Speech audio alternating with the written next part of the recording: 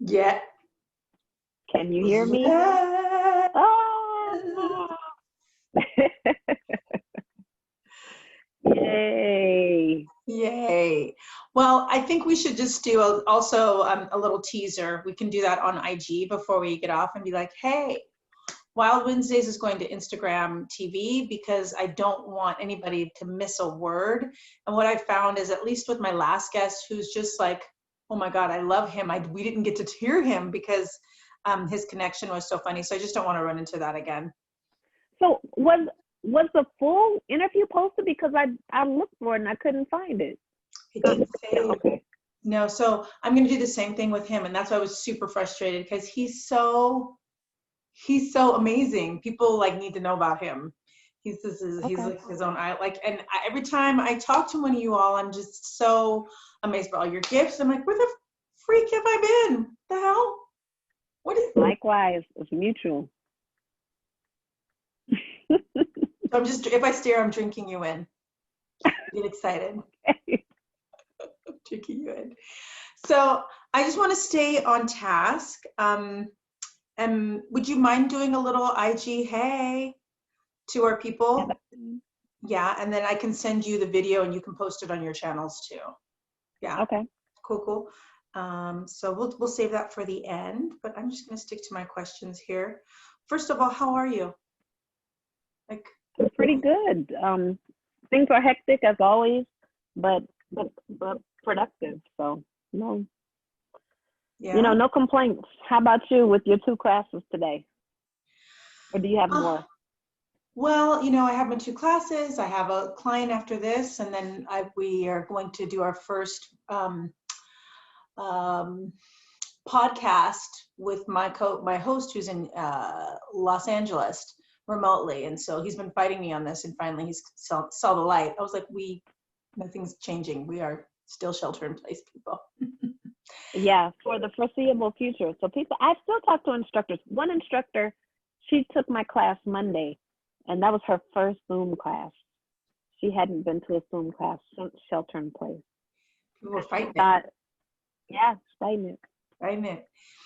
Well, it sounds like did you pivot early, or did you pivot, like, when did you start your website? It was immediate. It's not my website. My business partner, Nanette Vita, she's the owner of Workoutemps.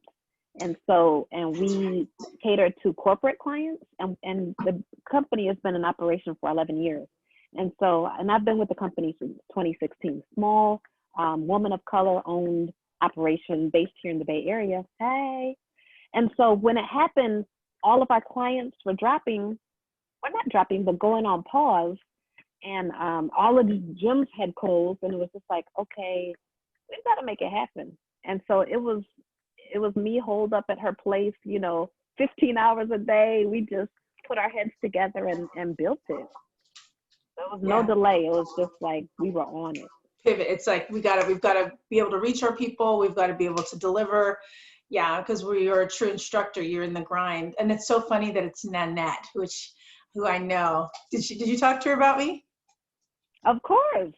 Okay, well, small world. She knows and loves you too. Yeah, tell her I said hello. I want to introduce you properly. So welcome to Wild Wednesdays. And I'm going to say your name incorrectly, so please tell me your name correctly, so I don't. Carah. Everybody says Carah, but it's Carah. It is Carah. I knew I did it wrong. So Miss Carah, which I like Carah better. Don't tell the rest of the Carahs. Yes. Carah, who has been teaching like lateral to me across the Bay for years. And I thought this is why people do not get stuck in your own, I have to look at the camera, don't get stuck in your own groove, because like I'm in San Francisco, which is a pretty like tight fitness community. And I'm like, where are my brown people? Where are my sisters? Where are my sisters of color? My Latinas? Like there was 3 of us in the city for like 15 years. So I'm thinking, I'm like, am I the only Black woman in fitness? I seriously thought that for a minute. Except for we're out here. We're out here. And I know definitely in the city. And the way that I found out through you And also through Instagram, I stumble upon people's profiles like, oh wow, she teaches. Oh wow, he teaches. Like, we're just spread out, but we're here. We're here. So I get excited, so excited. So when I see a brown person, same with triathlon, just so you know, like there's not a lot of brown people and do triathlon. So I like rave frantically at people must think I've lost my mind. But if I saw you teaching, I would probably sit at the window until you noticed me and like wave at you frantically, like, hi, let's be friends. Yeah. So I'm a big supporter of, just so you know, of instructors. I've been managing group fitness and fitness since I can remember. And I'm an advocate for us, and I want to make sure that we are seen. And now as I'm getting on in years a little bit, I want to bring in the new batch. Like I really am pushing to train up and let people know that this is an easy entry for my brown sisters and brothers out there. You do not need a PhD, SD, whatever. You just need to have heart, passion, and really care and show up. Show up. Absolutely. Absolutely. That's it. And you know, a lot of us come from a athletic background. And so, and I say my background is kind of athletic, even though my athleticism was in ballet. You know, so I have a heavy dance background. So, you know, we bring, you know, whatever we've done in the past, we bring it to class, and it just adds that extra spice to it. So tell us about you and how you started teaching. Okay. Well, like I said, I've done dance for many years. I really since I was 5. I got in my first ballet class in Michigan, and took ballet all the way through the end of high school. I was even teaching at Black Cat. I get distracted. This is Charlie Cat. She's got a little mustache, so we call her Charlie, like Charlie Chaplin. Too cute. I couldn't resist. I just thought of cute cat. She's pretty cute. But I actually started teaching at the studio, Pat C. Watson School of Dance. Got to give them some love. I started teaching jazz at the studio my senior year of high school. Went on to college, kind of danced on the side, but majored in communications.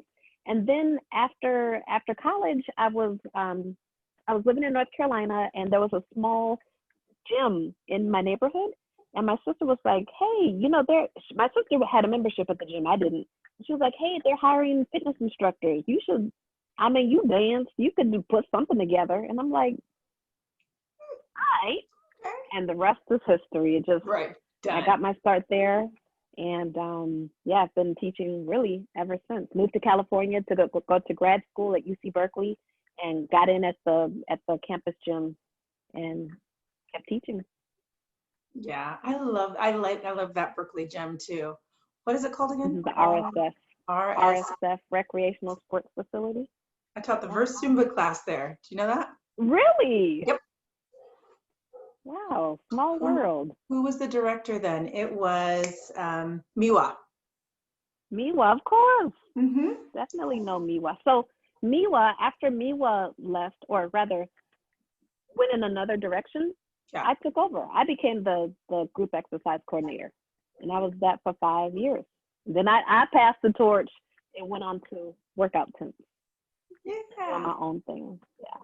Small world. I'm just saying. So small. So small. I mean, we're just like, I probably missed you like a turning a corner. You were probably going in the other direction. Well, it's so good to see you, and it's so funny. We almost have the same haircut, but I'm just letting mine grow out. But we're twins. We're totally twins from across the bay. I want to hear from you what you think is going on, or I guess where you see the future of group fitness and fitness. Online, I think, you know, at least for the foreseeable future through mid 2021. And I think that some people some people miss the gym, but some people like being able to do Group X in the comfort of their own home. They don't have to, you know, fight traffic to get to class and get their spot. Like, boom, the spot is right here in your living room. So I think more of a digital component, and also the fact that for me, there were different instructors you included, that I've been meaning to catch, and I just haven't been able to. I haven't been able to get there. But now, from the comfort of my own home, I can tune in. So it brings everything closer together and gives us more variety. I think it's also, as heartbreaking as it is, I think those of us who are good at the grind, I believe true fitness instructors and directors and fitness people are like, our work ethic is just raw.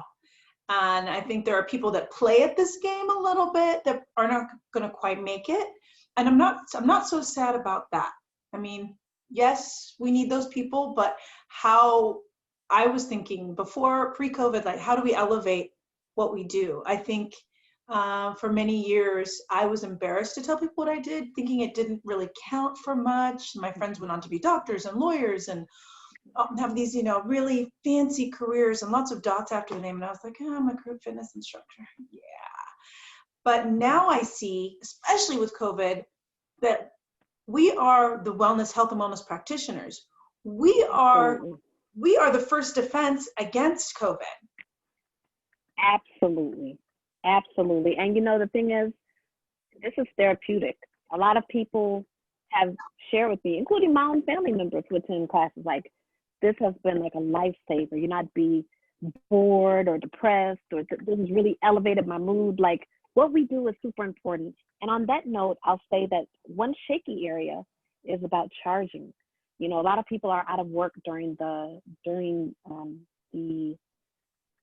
pandemic, but at the same time, this is our career. This is what we do. So I know there are some instructors who don't charge, but then and it's your choice as an instructor. But I think for us who do this as a living, I think it is important for us to maintain the respect of our industry, that we charge a little something, because a lot goes into it. The training, purchasing music, purchasing attire. I mean, Zoom business account. And keeping all this together. Like, this just doesn't happen.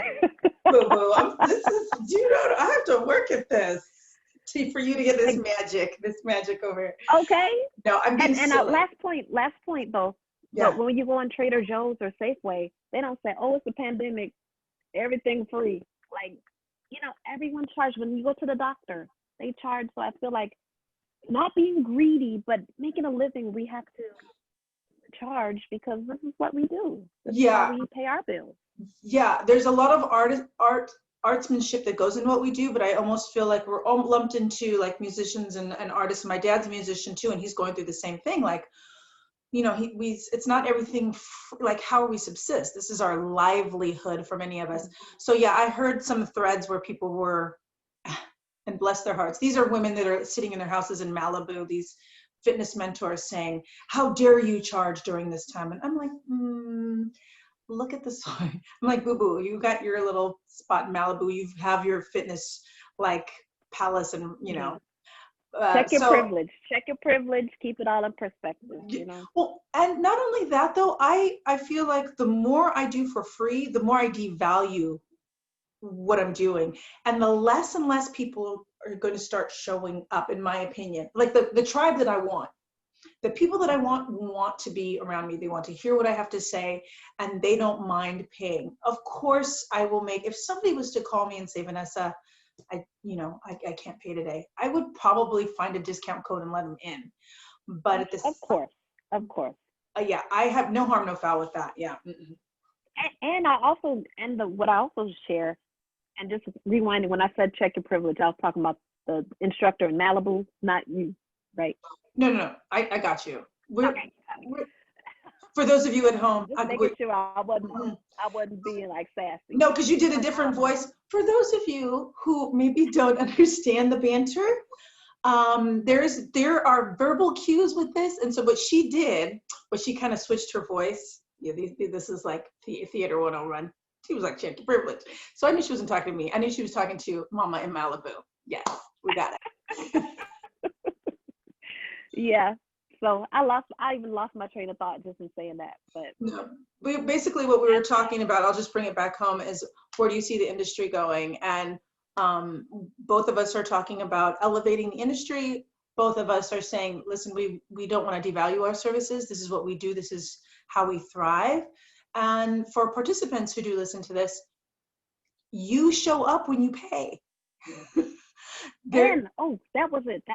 When if you cannot afford it, there's YouTube. Oh my goodness, thousands, millions of hours. Type in workout 5 minutes, workout 10 minutes. Boom. So it's something. There's something for everybody. Yeah. I was just watching you on Instagram, and you had playing with the Queen of Hearts, and I was just mesmerized by your little reel on Instagram. So can you give our people who are watching us on this your handles? Sure.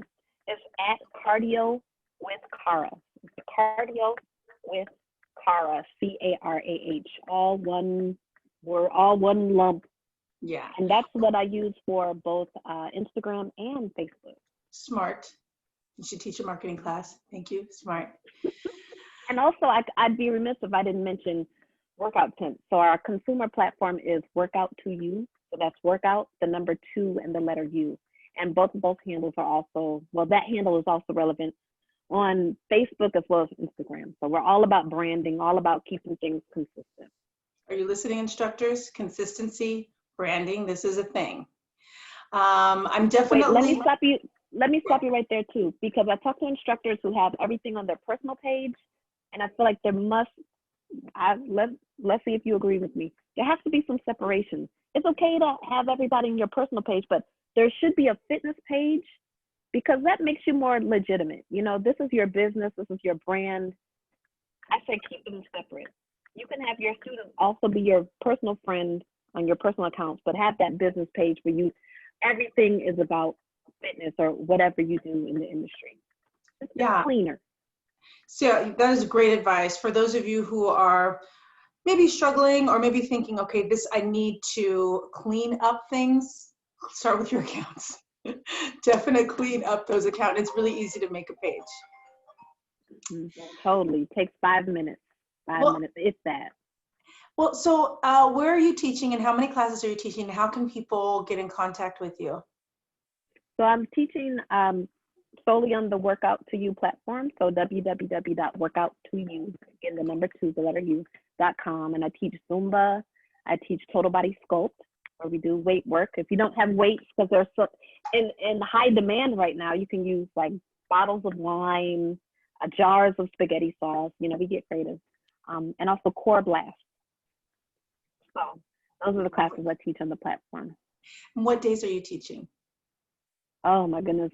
It's a bunch. It's kind of convoluted, but yes, a lot. But just to keep it short, Monday and Friday at 1 o'clock California time, Zumba. Also Thursdays at 6 o'clock p.m. Zumba. And then total body sculpt Tuesdays and Thursdays, 11 a.m. on Tuesday, 10 a.m. on Thursday.